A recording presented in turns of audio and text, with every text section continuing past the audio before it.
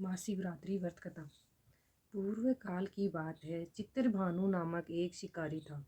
वह शिकार करके अपने परिवार का पालन पोषण करता था। उस शिकारी पर साहूकार का काफी कर्ज था, लेकिन वह उसका कर्ज समय पर नहीं चुका पाया।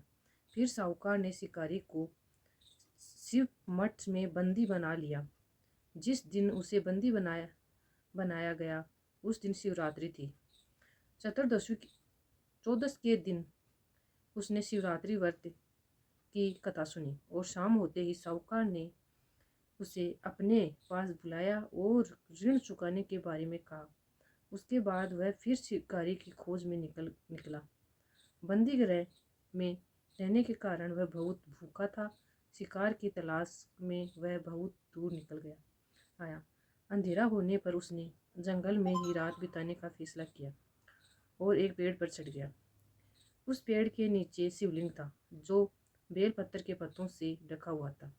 शिकारी को उसके बारे में जानकारी नहीं थी। पेड़ पर चढ़ते समय उसने 2 टहनियाँ तोड़ी। वह शिवलिंग पर गिरती रही।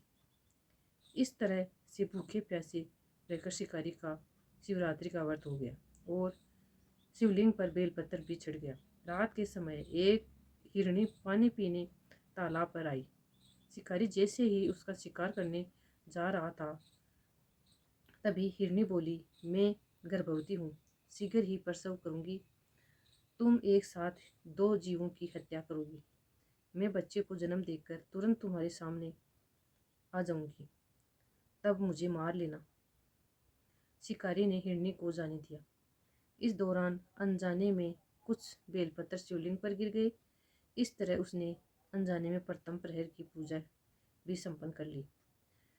कुछ देर बाद एक हिरनी उधर से निकली। जैसे ही शिकारी उसे मारने के लिए धनुष बाण को चलाया, तो हिरनी ने विनम्रता पूर्वक निवेदन किया, हे शिकारी, मैं थोड़ी देर पहले ही ऋतु से निवृत्त हुई हूँ, कामातुर विरहिणी हूँ, अपने प्रिय की तलाश में हूँ। अपनी पति से मिलकर मैं तुम्हारे पास आ जाऊंगी। शिकारी ने उसे भी जाने दिया। रात का आखिरी पहर बीत रहा था। तभी कुछ बेलपत्र शिवलिंग पर जा गिरी। ऐसे में शिकारी के अनजाने में ही अंतिम पहर की पूजा भी कर ली। इस दौरान वह एक हिरनी अपने बच्चे के साथ आई। उसने भी शिकारी से निवेदन किया और शिकारी ने उसे जाने दिया। इसके बाद शिकारी के सामने एक हिरण आया। शिकारी ने सोचा, अब तो मैं इसे यहाँ नहीं जाने दूंगा, इसका शिकार करूंगी। तब हिरण ने उससे निवेदन किया कि मुझे कुछ समय के लिए जीवन दान दे दो। शिकारी ने पूरा रात की घटना उस हिरण को सुना दी। तब हिरण ने कहा, जिस तरह से तीनों पत्नियां प्रतिज्ञाबद्ध होकर गई हैं, मेरी मृत्यु से अपने धर्म का पालन नहीं कर पाएगी। जैसे तुमने उन्हें विश्व पात्र मानकर छोड़ा है, मुझे भी जाने दो। मैं उन सब के साथ तुम्हारे सामने शीघ्र ही उपस्थित होता हूँ।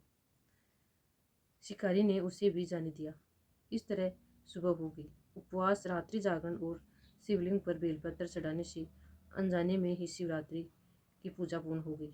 लेकिन अनजाने में हुई पूजा का परिणाम उसे तत्काल मिला।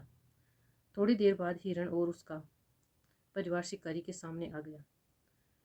उन सभी को देखकर शिकारी को बहुत गिलानी हुई और उसने पूरे परिवार को जीवनदान दे दिया।